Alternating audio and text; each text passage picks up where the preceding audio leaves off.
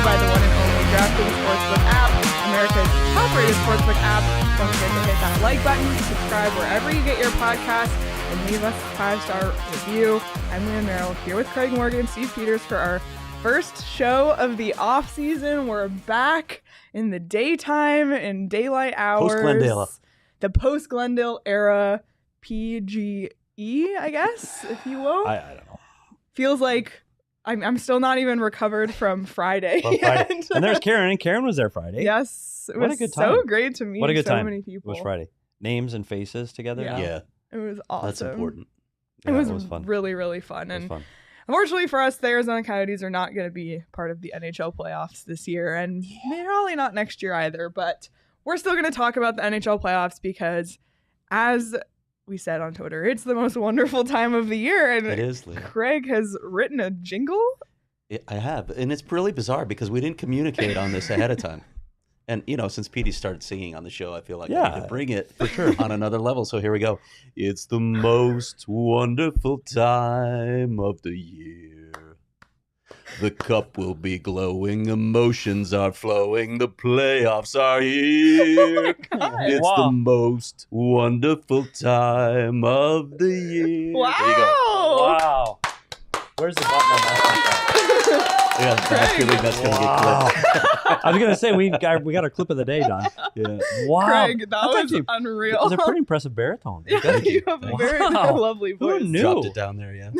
Oh That my was I'll do really, my God. really falsetto good. another day. It's really good. Well, yeah. I feel that strongly. It's unreal. Like there's 4 games tonight. Yeah, We got the I love quadruple header tonight.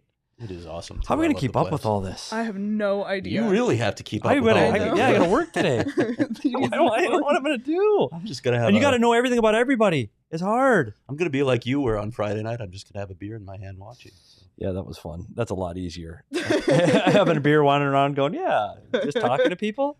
That was Yeah, fun. that's more of your alley. Well, before we dive into the playoffs, I just want to get some Coyotes notes, as this still is a Coyotes show. Coyotes notes out of the way, and the first one is Phil Housley and the team have officially parted ways. I don't think this comes as too big of a surprise, but we'll see how the coaching staff shakes out going forward. Yeah, I think we all thought this one was coming. Like, Phil was under contract for another year, but I don't, he made a good salary. I think there was probably some belief that they were going to bring somebody in, that's Andre will probably get to pick another staff member, but I think they all got along really well actually this season. I think the coaching staff liked each other. So, but Phil's been around the game a long time. I think he's going to take some time, figure out what he's going to do next, and we'll probably hear from him a little down the road. I do think he still wants to coach. So, best of luck to Phil wherever he ends It's up. hard. It's hard when you come into a staff and your head coach gets replaced and you got to prove yourself again. And Phil Housley's not going to prove himself. Like he's Phil Housley. He's a Hall of Famer.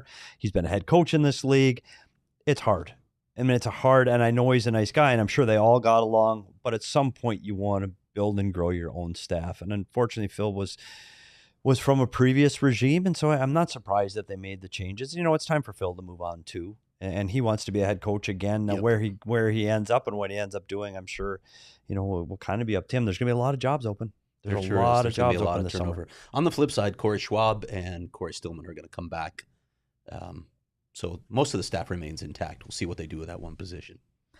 Next note, Jakob Chychrun was very candid with you on Saturday at the Coyotes breakdown day. And for those who haven't heard Chychrun's comments, you can read Craig's article at gophnx.com. But the way he spoke he hasn't spoken in a while. He's kind of been MIA, actually. He really has. While other players, we've seen other players like at the telethons. Yeah. I just haven't seen Chick around and we wondered about it. And Keller injured, but on the Valley broadcast on Friday night. So what do you take away from what Chychrun had to say? Well, I mean, it's not.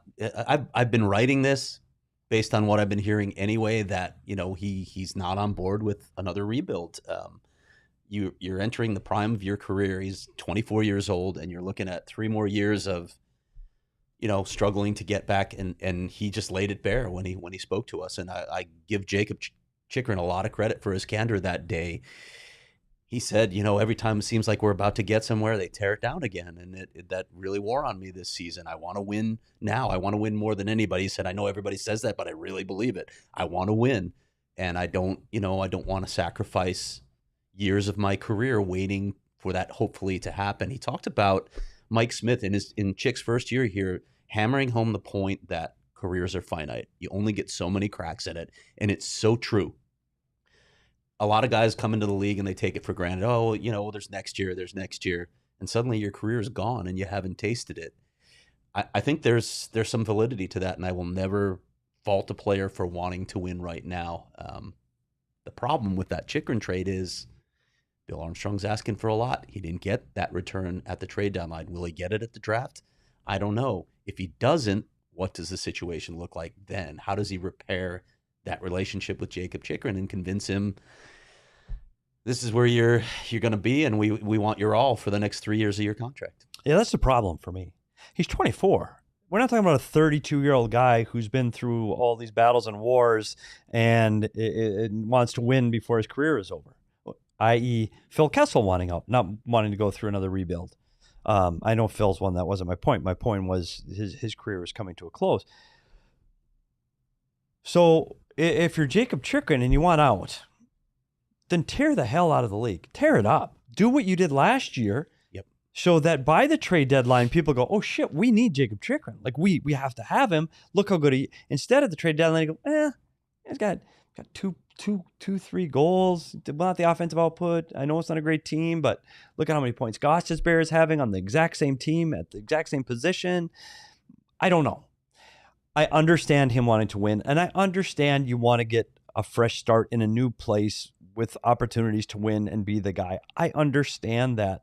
I'm not sure that was the way to go about it. That's all. That's fair. The hardest issue is going to be if he doesn't get traded. Yeah. What is September and October going to look like for Jakob Chychrun? Yeah. Mm-hmm. And everybody in the room going, F you. Like we're here. What, it's not good enough for you?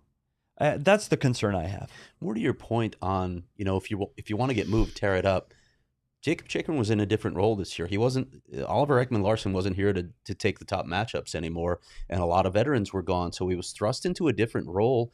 And honestly, I thought he struggled in it. If we're being honest with what his game was, he struggled in that role. And listen, again, he was only 23 when that happened. There is plenty of room for growth for a young guy, and I'm not saying that Jakob Chychrun can't grow into being a number one defenseman. But there are areas of his game that absolutely need to take a step up if he wants to be that guy. And you're right. You got to embrace whatever situation you're in. When I look at the way guys like Clayton Keller and Lawson Krause embrace their situation, to me, that's what you got to do. And I think it's harder to be a number one matchup defenseman. I honestly do. I can't think of a tougher place to be on a roster, but you got to embrace it. What else are you going to do? Are you just going to be angry about the situation? You got to embrace it and force their hand on that trade. Force other teams to say, yeah, we want this guy, like you said. So if they don't get that trade done, it's going to be really interesting to see how that situation plays out. Yeah, and the good news for him is he is still a guy that is widely regarded as a guy that's up and coming, and the bar is set very high for him offensively. There will be interest for Jakob Chychrun at the trade deadline. Or not trade, excuse me, at the draft. So for his sake, I think there is a deal there somewhere. But Bill said it before, if the price isn't right, if it doesn't move us forward, not doing it. Based on everything Bill Armstrong's done so far, I trust that he won't. He's not. Settle that's for less. Make no mistake, he's not going to budge off of that price. So if he doesn't get it, Jakob Chychrun will be back, and I think there's a good chance that he will be back. So got to figure that out. He's also, by the way, I don't know what he did in his time off, but he's huge. He is huge. He walked in, I'm like, oh my God. Yeah, he is chiseled. And we know, his workout regimen is legendary. The guy does not sell it short at all. He puts in the time. Yeah. Sorry, I didn't mean to. No, you're good. Well, I just wanted to read Dan's comment. Chick certainly sounds like a guy with one foot out the door, at least mentally. So I think that's fair. Sums it up. I do. Yeah. Couple more quick Coyotes notes. Clayton Keller told you that he might skate in a few weeks already? 3 weeks. What? I don't 5 minutes before that, Christian Fisher's in there saying, because he was like, hey, sorry I didn't come by the party, but I had to take care of my peg-legged friend. He's talking about Clayton. And then Clayton comes in and is like, yeah, I'm going to skate in 3 weeks. Like, what? You broke your leg not too long ago. We all saw it happen late in the season, but I guess, the doctors have said, look, if everything's going on, according to schedule, and he does think he's a little ahead of schedule, We'll be back on the ice in 3 That's weeks and amazing. probably on the golf course with Phil Kessel, too. That's amazing. And that gives you hope for what this team is going to look like come October of next year. Yeah. If he's fully healthy and been skating all summer and have everybody else had a chance to recover from their bumps and bruises, and who knows where Nathan Smith, Jack McBain, new draft picks all end up, Dylan Gunther, where he's at, where's Michelli, where are all these players come next fall? Maybe it's a little more exciting. We got a long way to go. But do they want to be?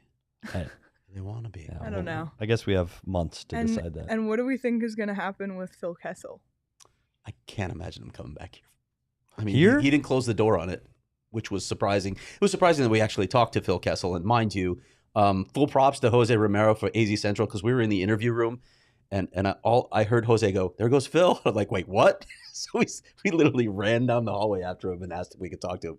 And he turns around, classic Phil. He goes, "How'd you guys even see me?" But he was great. He was great when we talked to him. He really was. He wants to keep playing. He'd love to have the Ironman streak. I think he'd like to get his 400th goal. Oh my gosh, which he barely 399. missed the empty net by inches on Friday night too. I can't remember how many consecutive games he's played now, but the way I look at this, like, people are like, well, that's going to come into play for a team that signs him. And you're absolutely right, because you want to reserve the right to scratch Phil Kessel if you don't think he belongs in the lineup. But he's so close to like 1,000 games where you could probably let him play and say, hey, after we get you here, you better be bringing it, or you could be out of the lineup. And that's fair. Yeah, he'd be all in. I think he just wants to play again. He does. Do I think there will be a team out there for Phil Kessel? I do. I don't. He's going to take a pay cut. He's going to take an ice time cut. He's going to take a role cut. I think there will be a team that's in that middle tier that's not at the bottom of the league trying to get big picks and not at the top of the league trying to win the cup. There's going to be teams in that middle tier that still need help offensively on their power play. And I think Phil Kessel is a guy that can still, is it somewhere between $1 and $2 million? You sign Phil for a year, take a chance. I think it happens. I don't think it happens here. I don't either. Well, that's our Quick Coyotes updates, which we'll continue to talk about all offseason long. This is day one of a very long offseason ahead. But let's talk about what's going on in the NHL right now, which, of course, we already talked about, is the playoffs, which is just the best. Just the best. The first round, there's so many games every day. There's always something on TV. It's so much fun. And we are going to do our best and probably fail our best predicting each of these matchups. So let's start in the Eastern Conference, and we'll start with one of the games that is on today, and that is the Bruins Hurricanes. Oof. So some former Coyotes on these teams, Taylor Hall on the Bruins, and then the Hurricanes are stacked with former Coyotes Max Domi, Jordan Martinook, Tony DeAngelo, Derek Stepan, Antti Ranta. Look at that. Look at this awesome graphic that Sean DePaz created of ex-Coyotes in the playoffs. Unreal. So we'll have to follow along and see which former Coyotes. Someone's making the Eastern Conference final. Someone's making the Stanley Cup final. So the only one that would be out of this list, as I look at it real quickly, is if the Pittsburgh Penguins are in the Eastern Finals, Louis Domingue's not going to be their backup goalie. If they make it that far, that means Jari's back and it's Jari into Smith. Louis Domingue got a chance to play in one game down the stretch, and that's all I'll say. Anyway, this is one for me, this matchup where maybe like 2 months ago, I would have thought differently than what I'm thinking today. So Carolina has home ice advantage. They won the Metropolitan. They led the league in goals against average with the fewest. But Boston allowed third fewest shots per game, were first overall in high danger chances. Boston, not as consistent this season as normally, but for Carolina, Frederick Anderson is questionable. Yeah, he's not starting game one. Yeah, he's not starting game one. We don't know the timeline of when he's going to get back in it. So for me, the goaltending issue becomes really, really apparent in this series that could sway what I think. I don't know who wants to go first on giving their guess for this. It's fine. The other thing that I look at, and I'll throw it out there, and this series to me is like a toss-up. Because Carolina's been so good all year, so consistent all year. But yeah, not having Freddie for game one and possibly farther into the series, that's a big deal. Boston's been Carolina's nemesis in the playoffs. They have not been able to get past him. And I think part of that is Boston plays a heavy game. Carolina's pesky. They come at you. They're relentless. But Boston is a big, heavy team. And if Freddie Anderson's not going to play at least one game, maybe 2 games, I'm going with the Bruins. I'm going with the Bruins in a big upset here. And I don't even think of it as a big upset in these 8 teams over 100 points in this conference. It's crazy. We've never seen this in the history of the NHL. Boston's so battle-tested. They've been there so many times. And they have Carolina's number. I think they're going to have their number one more time. The biggest thing you brought up here is the goaltending. With Frederik Andersen, I think that may give a slight edge to Carolina, because you're looking at Allmark and Swayman for Boston, and the net, 2 guys that don't have a lot of playoff experience or none.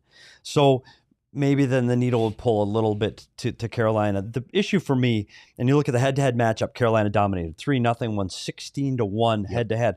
So I looked deeper into it. The last time they played was in February, so it's months ago. Marchand and Bergeron were not in the last game. The game before that was Tuukka Rask's second start, gave up 5 and 12. So that's 13-1 between those two. Earlier in the year they played, it was 2-0. They got an empty netter. More indicative of what these two teams are. For me, it's who's playing better right now, and for me, that's the Boston Bruins. I think with Pastrnak, he missed several games. They went 0 for 27 on the power play. He comes back. They get power play goals in their last 2 games. They're spread their depth between Pastrnak and Hall and Huala on the second line. DeBrusk has been solid with Bergeron and Marchand on the top line. I'm with you. I think this is going to be a very difficult series. It's going to be one along the wall and in front of the net. I give the nod to the Boston Bruins. I mean, I'm just going to round us out. I also think Boston, and I think it's going to be a long series. I don't think it's going to be 5 games or a sweep or anything like that. I think it might even go to 7. But for me, the goaltending is the biggest issue. And if Anderson was in net, I'd feel more confident saying Carolina. And seeing Carolina fall in the first round would be a benefit to Coyotes fans. Oh, big time. Yeah. So for that sake alone, I'm going to pick Boston. And also Boston is a experienced playoff team. So is Carolina, but Boston just consistently over the years. So look at us all. Bruins pick against Carolina. That's unreal. It is. And we did talk about the DNVR show earlier, and all 4 panelists on their show picked Carolina. Good. And I'll go as far as Rudo picked Carolina to sweep them for Cobb. So now it's show against show versus DNVR. We'll just see. Saying. We'll see. All right. We'll see. Okay, well, let's move on to Lightning Maple Leafs. This is the second Eastern game that starts tonight. Yeah, go on, lay on this one. Former Coyotes on these teams, Riley Nash on the Lightning, who started and ended his season there with a stint with the Coyotes in the middle. And, of course, Michael Bunting, Ilya Lyubushkin, and Eric Källgren, who had one moment with the Coyotes in history for the Leafs. This one, wow. Okay, well, Tampa, obviously, the defending back-to-back Cup winners. They have Vasilevsky. They are a dynasty, arguably. They do not have home ice advantage, actually. Toronto does, but Toronto has a history of fumbling in the first round, and I know you wanted to read Dom Luszczyszyn's lead. Yes. Dom Luszczyszyn, who works for The Athletic, who he was a colleague of mine for a while. They did playoff previews for every series, and Dom is in Toronto. Dom grew up a Maple Leafs fan, and as I tweeted this morning, this lead just captured everything that Dom is: his objectivity, his hope for the Leafs, and like I said, his entire childhood, because he's been cheated out of any playoff success. It's such a good lead. I'm going to read it on the air. It probably doesn't matter who Toronto plays as the real season begins. The Leafs lost when they were heavy underdogs to Washington and Boston. They lost when they were neck and neck with Boston. And they lost when they were heavy favorites against Columbus and Montreal. It doesn't matter who is on the other side, because the Leafs' biggest enemy is themselves. The odds do not matter. They're a reflection of an unsentient model that does not know anything other than how well the Leafs have played over the last few regular seasons. Are the Leafs cursed? The model does not know. Do they know how to win when it counts? The model does not know. Do the Lightning have the ability to flip the switch now that the playoffs are here? The model does not know. And so, like a naive child, I think that this time things will be different. The model is obviously not a Leafs fan or biased toward the Leafs, because a Leafs fan would know better. It's the hope that kills you, and the model is currently suffocating on it. It's just great writing. So good. And so true about the Leafs. Such a tortured fan base. Truly. This is why, and I know you're always, I was a Leafs fan when I lived in Toronto, but my dad was a lifelong Leafs fan and was so scorned by them that he just gave them up. So we moved on to other things, and that's why the Leafs are not my top team. And for me, I know that Tampa has been struggling kind of down the stretch here. They'll have the fatigue going into the playoffs. because they've gone all the way the last 2 years. That takes a toll on a team overall. I know that Toronto has Austin Matthews, who had a career year. They have the best power play, but I just can't overlook that. And I'd rather pick against Toronto and be wrong than pick them to win, even though they technically are favorites in the sense that they have the better regular season record and home ice. But I have to pick Tampa. I have to. I can't bet against the defending champs, and I can't bet on Toronto given their history. But I hope I'm proven wrong. Both teams have their leading goal scorers got 106 points. I know Matthews has more goals than Stamkos. Both teams can score. Make no mistake. This Tampa Bay Lightning team, can they flip it like a switch? I believe they can. They haven't had to play a meaningful game in months. They're the kind of team that can, right? Because they've Absolutely. been there. Because they've been there. Yeah. They've been there together. It's not like some of these other teams that we're going to talk about that guys from different teams. And Vegas is the perfect example. They pulled guys together and said, okay, now go play together and be really good. This team has played together and they've been really good. The key for this series to me is Vasilevsky. He's still the best goalie in the world. He's got back-to-back cups. He's going against Campbell. If Campbell gets hurt at Källgren, that could be trouble. Yeah. Toronto's only hope is if Vasilevsky struggles out of the gate and we're looking at 7-5, 5-4 type of games, they might have a chance. I don't think that's going to happen.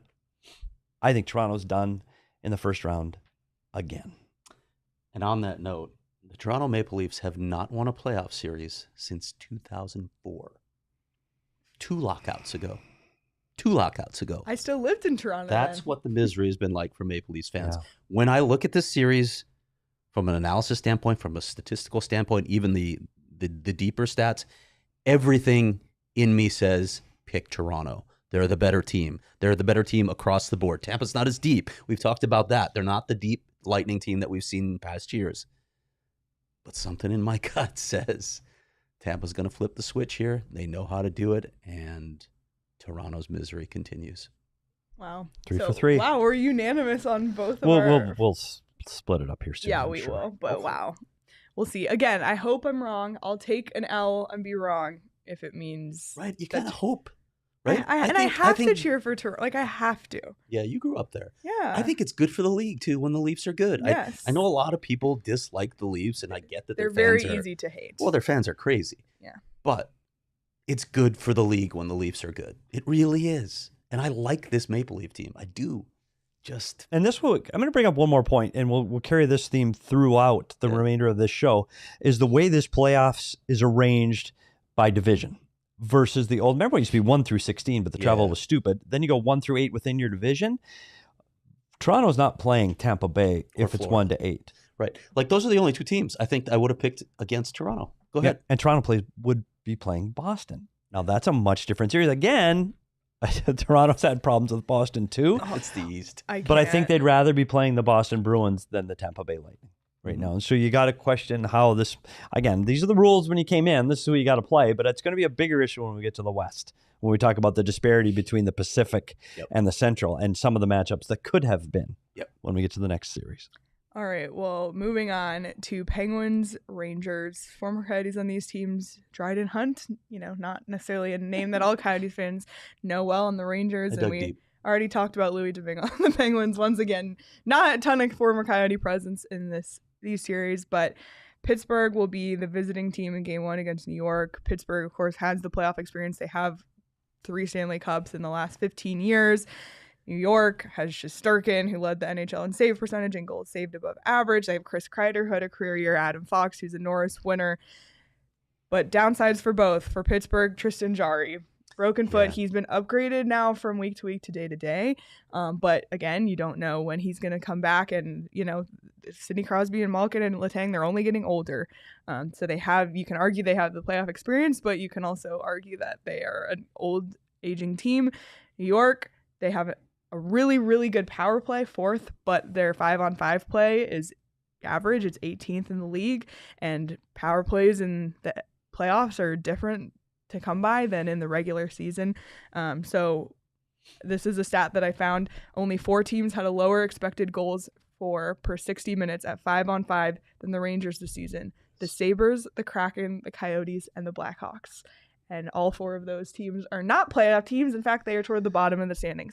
So that could play a factor for me in this series, Shesterkin is going to be kind of like you said in the Toronto-Tampa Bay series. Vasilevsky is going to be the difference. For me in this one, Shesterkin is going to be the difference. I don't know yet, so why don't you start? It's dramatic for me how much they're reliant on Shesterkin, because when you look at all those stats that you talked about, the Rangers are not a good team 5-on-5. The Penguins are much better. The Rangers aren't a good possession team. In fact, when you start diving into the stats, they don't do a lot well. Now, they're heavier than Pittsburgh. I think that helps them in the playoffs, but I think New York is inflated a bit because Igor Shesterkin had not just a career year, like a historic season. He was unbelievable. If he can maintain that in the playoffs, okay. I don't believe that hot goalies can take you all the way to a cup. You need to be a more complete team, but maybe they can win a round. I still think that this team is flawed in a lot of ways. Maybe it's just the growth process, but I don't think that they're ready. So I'm still taking Pittsburgh in this series. And I also think that the Rangers are going to have, unless they make some dramatic moves in the offseason or players take big steps up, I think they're going to have a bit of a wake-up call next season, because I think this team is going to regress next season. You can't expect Igor Shesterkin to play at the level he's played at this season every year, and they're going to find out that, in fact, he was masking a lot of their problems. Finally, we disagree. Okay. I'm going to New York Rangers, and I'll tell you why. I think the trade deadline helped this team. They picked up Vetrano and Kopp at the trade deadline, two pieces that will add to their secondary scoring. They relied too much on the power play and too much on Chris Kreider through the first 82, and way too much on Shesterkin. So I think this gives them a more balanced look on the top six for scoring.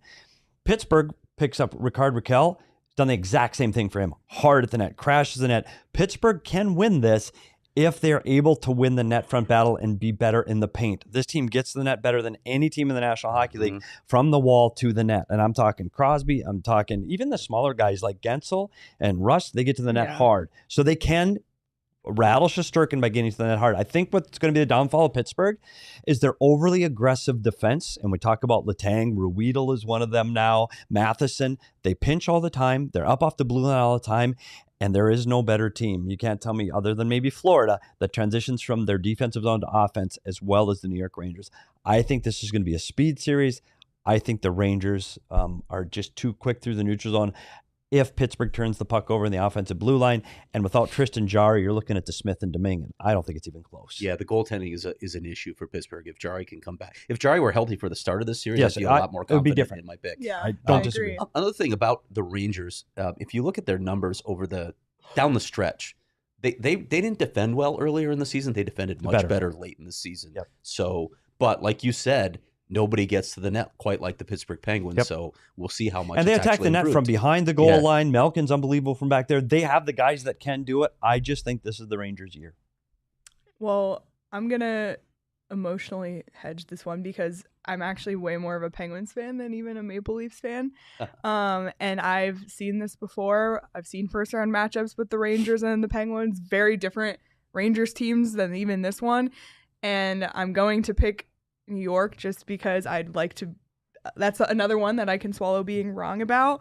And for me, it comes down to Jarry not being in and Pittsburgh just not having first round success the last few years. Again, I really hope I'm proven wrong. I really do, but I'm going to pick New York so that so both of you so that I'm okay. Yeah. And I could, like, I'm very much on the fence about it, but I'm just going to pick New York because in the goaltending matchup they win, and hands down in the goaltending. Yeah. I agree with you that I don't think New York can make a deep cup run this year. I don't think they're going to. I mean, who knows? We saw what happened with Montreal last year, but that was a bit of a different scenario. But in terms of the first round, I'm going to pick New York. Yeah. If they do make a deep run, it's because of Shesterkin. For sure. Yeah. Yeah. All right. The final matchup in the East, the Capitals and the Panthers, former Coyotes. In this one, Johan Larsson we'll breeze through this on the Capitals and Anthony Duclair on the Panthers. Washington, of course, they have playoff experience. They have Ovechkin, but on the flip side, Ovechkin kind of stumbling into the playoffs with a injury that was day-to-day, but he should be fine. But who knows if it wasn't the playoffs, how long he would be out with this injury. Florida, on the other hand, President's Trophy winner, have 22 more points than Washington, 3 30-plus goal scorers, 6 50-plus point goal scorers. Huberdeau had a career year. Flaws for them. Ekblad's injury, Bobrovsky's stability in the playoffs, just overall goaltending struggles. But I think for me, this is the easiest one to pick, and I'm Yeah, just gonna in the say it has to be Florida. I think Washington's goaltending has been an issue all Yeah. season long. To me, that's your death knell against a team like Florida. Forget Goaltending one, Forget and speed isn't even close. Yeah, Florida Florida's might fastest be team in the league. fastest team And they've scored, since the 80s. Yeah, you don't know. They're Their unbelievable. team and speed's their ridiculous. goal scoring this Their year ability is to score. historic, and against a team with not consistent goaltending like Washington. And they've done it all season. Capitals have been up and down all year, and you're right. The goaltending has been so inconsistent. They rely so heavily on their top players, and their top players have been in and out of the lineup. I don't think this one's even close. Wow, So we were unanimous on 3 of the 4, huh? that's Yeah. unreal. Okay. Yep. So we'll see what happens. Okay. And these are going to be the first games today early because we're in the Pacific time zone. So it's going to be some 4 p.m. starts, which is awesome. So you want to make sure that you get out the DraftKings Sportsbook app now and get your bets placed for these games ASAP, because before you know it, they're going to be starting. You can bet on all the series. You can bet on all the games. You can already bet on Conn Smythe odds if you want to really get into it and get some futures bets Crazy. down on that. So be sure to download the DraftKings Sportsbook app now, and as well as the NHL playoffs going on. The NBA playoffs are still going on, and the second round is already underway. So this week at DraftKings, new customers can bet $5 on any team to win and get $150 in free bets if they do. And also, all customers can place a same-game parlay with 3 or more legs and get a free bet back up to $25 if one leg doesn't hit. So be sure to take up this offer both for the NHL playoffs and the NBA playoffs. I keep saying it, but it really is the most wonderful time of the year with both of these things happening. And at least we have an Arizona team rooting interest in the Phoenix Suns, who play tonight at 7. So PHNX Suns will have you covered for pre and post game there. Again, that's the DraftKings Sportsbook app. Use promo code PHNX. Bet $5 on any NBA team to win their game and get $150 in free bets if they do. That's 21 and over. Arizona only. Gambling problem? Call 1-800-NEXT-STEP. New customers only. Minimum $5 deposit. Eligibility restrictions apply. See DraftKings.com/sportsbook for details. And by the way, we're going to back up what we're saying here. And I know there's been conversation on Twitter and in the Discord. We will have a PHNX Coyotes playoff bracket. It's already open. You can join it in the YouTube. If you scroll down on YouTube right now, the link is in the description of this show. And the password to join this league is Petey Sigh.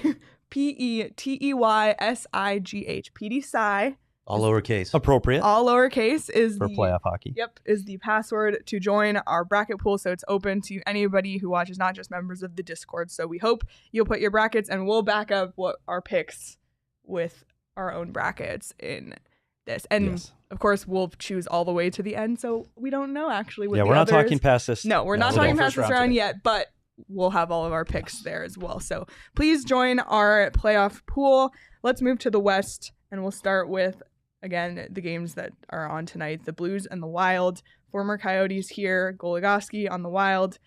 This one was one that the Coyotes were wreaking havoc through St. Louis and Minnesota the last week of the season, disrupting. And this is where I talked about 1 through 8, how important 1 through 8 is. This is the one series in the whole of the playoffs. This is the number 2 team in the West versus the number 4 team in the West. And for those 2 teams that are in top 4 Ugh. to play each other, Yeah. The fact And then that you have somebody has to go home in the first round. Edmonton and LA 5-6 playing, those 2 series screw the whole thing up for me. These 2 teams have the ability, if they were both playing where they should slot in, I have them both moving on, Mhm. but you can't. I know. It's really unfortunate because of all the teams in the NHL, St. Louis and Minnesota have been on a roll. You talk about who's been playing the best lately. They both have. St. Louis has a top 3 power play since March. They're on a roll. They have confidence. They have playoff experience. But they're one of the worst in the NHL with 5-on-5 possession, whereas Minnesota, again, really hot. Talbot's been amazing since the team got Fleury at the trade deadline. They're 19-2-3 since March 16th, which is unreal, but their special teams struggle. And for me, this one is such a toss-up. I have no idea. Who wants to start? I thought you were starting. No, You don't want to throw it out. No. Go ahead, Petey. I'm not ready. I'll tell you what. Last night I filled out a bracket in the Discord. I picked the St. Louis Blues. I am going against that today. Foligno is going to play, and I didn't know he was going to play. Now with Foligno in the lineup, their acquisitions of Delorier and Middleton at the deadline and Jost prior to the deadline round this team out with an element they haven't had in the past, and that's why they have not been able to get over the St. Louis Blues. They now have that element. St. Louis Blues look like they can score at will. That's a concern. That's the biggest concern for this team. Talbot's been good. The thing they didn't have before is Marc-Andre Fleury's ready to go. So he's a guy that I think starting goalies haven't been announced for this series yet. I would guess it's going to be Talbot, and Marc-Andre Fleury's emotionally able to sit there and go, okay, yeah, if they call me, I'm ready. Conversely, if it's the other way, Talbot might be going, oh, wait, am I number 2? And get it into his head. The other way around, Marc-Andre Fleury can literally do anything. So he's fine. We're not going to upset his ego or where he fits in the game of hockey. Minnesota can score. They can defend. They can play physical. They can play 200 feet. St. Louis, to me right now, is one-dimensional. They're an offensive team that can blow you out. Don't get me wrong. They can score 7, 8, 9, but I don't know if it's well-rounded enough to beat Minnesota. I think this is going to be a series that's incredibly hard-fought. I think guys are going to go down with injuries. I would like to play one of these two teams in the next round because they're going to be depleted. I think it goes 7. I think it's hard. I think it's old Norris Division hockey, but I'm going to take the Minnesota Wild. That's exactly how I analyzed this series. I took the Wild in 7 too. Listen, St. Louis is a heavy team too. They can play that really physical style, and that has been a problem for the Wild in the past. But I actually didn't like a lot of what I saw from St. Louis down the stretch. I thought there were problem areas, and you mentioned one of them. They are not a good 5-on-5 team. They're not a good possession team. Minnesota, I think, is finally ready to take the final step here. It wouldn't surprise me at all if St. Louis won this series because they've given Minnesota so much trouble in the past. Yeah. Even this regular season, they gave them a lot of trouble, but I think it's finally time for the Wild to move on. I want it to be the Wild just because I just want it to be them. So, and I swear I'm not just copying you both. I was really going back and forth. I'm going to pick Minnesota too. Mostly out of want. I'd like to see them do well. I like Fleury. I like Bill Guerin a lot. So I hope it's Minnesota, but I agree that this is going to be a long series. Yeah. So, okay, moving on to Kings and Oilers, the other game tonight. Former Coyotes on this one. Mike Smith, Derek Brassard, and Josh Archibald on the Oilers. No former Coyotes on the Kings. So, Edmonton, picking you. I'll just say it off the bat. This is one of those where LA, I'm shocked they're even in the playoffs. Not a knock on them. They had a very impressive regular season.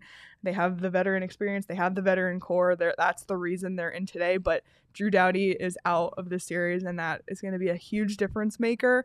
I don't think Edmonton's going to sweep this series. I think LA can win a game, but Edmonton just had a huge resurgence under Woodcroft. Yeah. David and Draisaitl have been amazing. McDavid had another extremely successful year, and I know they don't have the scoring depth and they don't have the goalie consistency. I don't think Edmonton is going to make it to the Western Conference Final, but I think they are going to get out of the first round. Yeah, I agree with that completely.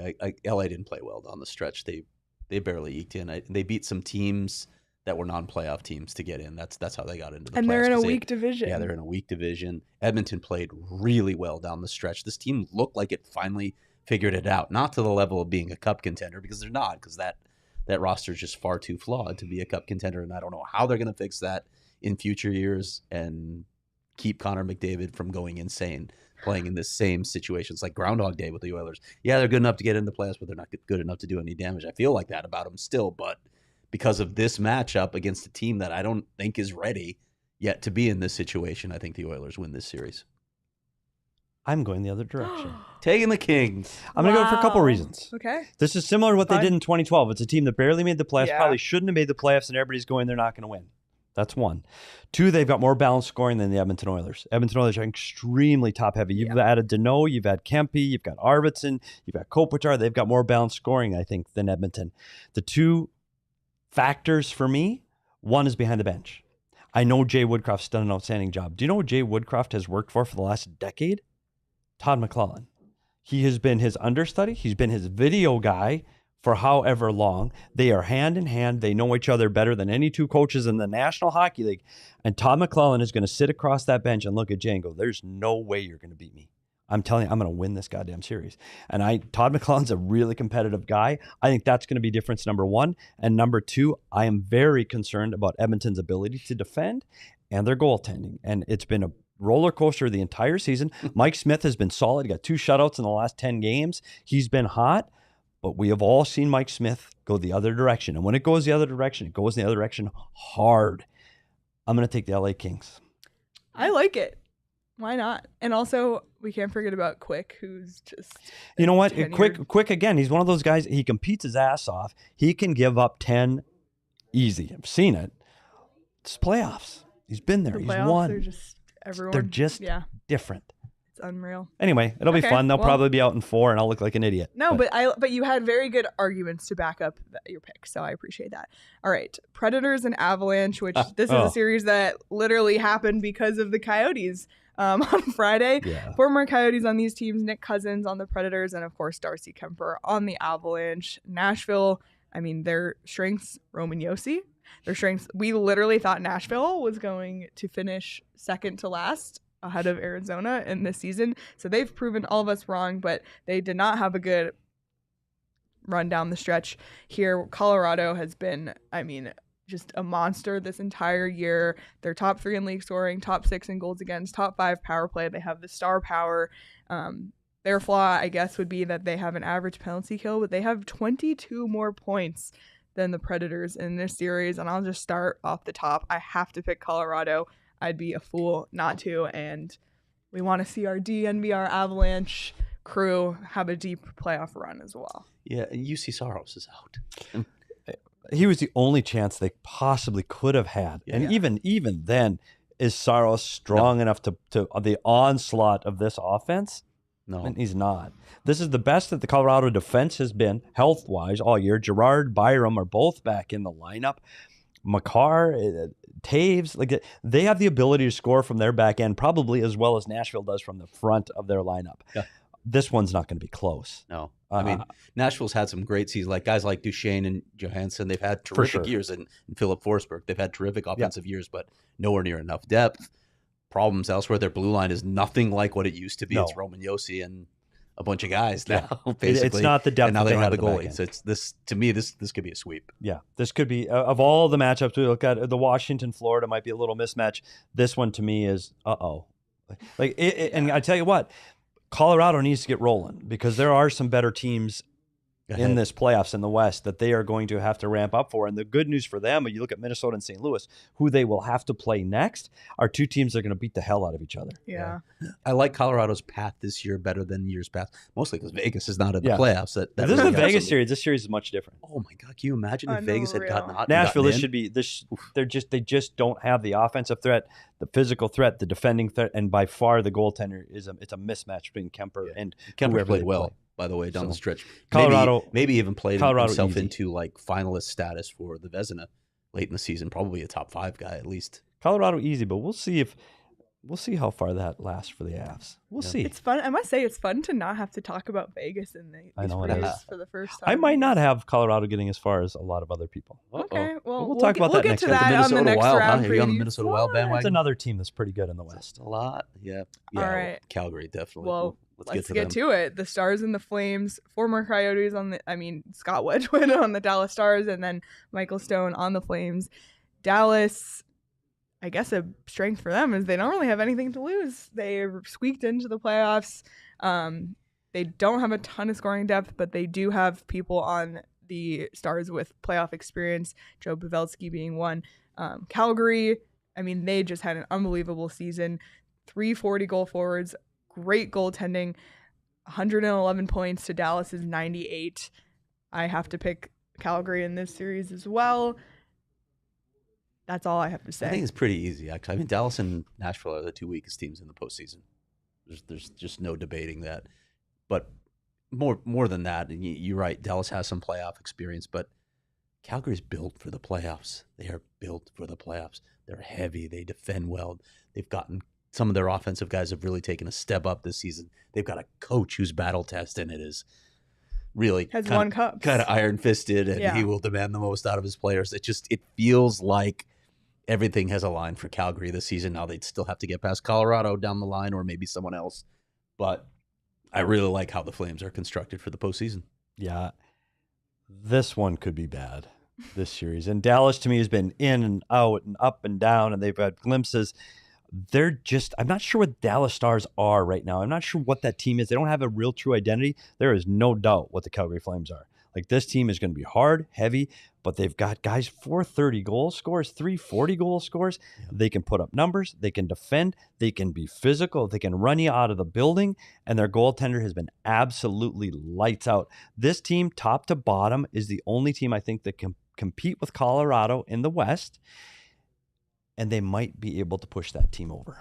Getting Markstrom was such a good move. Markstrom, huge. Said it at the time. Talked to Brad about it all the time. All he said is, "We'll see." But huge acquisition for them. Yeah, they picking up Tyler Toffoli at the trade deadline. Yeah. Another guy, secondary scoring, gets to the net hard, right-handed shot off the wall. Like, there's so many things that they've been able to add to this team. Man, I wouldn't want to have to play this team. And the Dallas Stars just don't physically match up. They're not deep enough up front, and I don't think they can defend their net well enough with their younger, high-skilled defense. I don't think they can protect that net front. And who are they protecting? Ottinger and Wedgwood? I mean, George Vezina needs to come back for this one to be close. Yeah, and even though the Coyotes game on Friday was the reason the matchups fell the way they did, even if it was flipped, we'd still be picking Colorado and Calgary. They're the two best teams in the West for a reason. No question. And Nashville and Dallas were the wild card teams for a reason. So those are our predictions. Like we said, we'll back it up in our pool. So be sure to join it. The link is in the description of this video. We'll tweet it out later as well and send it in the Discord. The password is PTSci, all lowercase. There's gonna be a lot of those, I have a feeling, in the next few weeks. Yep. Ping pong balls, drafts.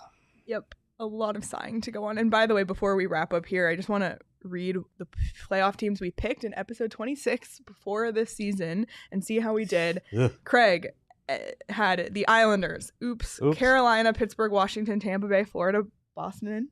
So you did pretty well. Wow, you were 7 of 8. That's outstanding. In the East, for me in the East, I had Islanders, also oops, Washington, Carolina, Pittsburgh, Tampa, Florida, Boston, Toronto. Same as you. And Petey had Carolina, Islanders, Washington, Pittsburgh, Tampa, Toronto, Florida, Boston. So we were all 7 of 8 in the East. None of us saw the Islanders, of course, starting on the road like they did. Yeah. Just never could dig out.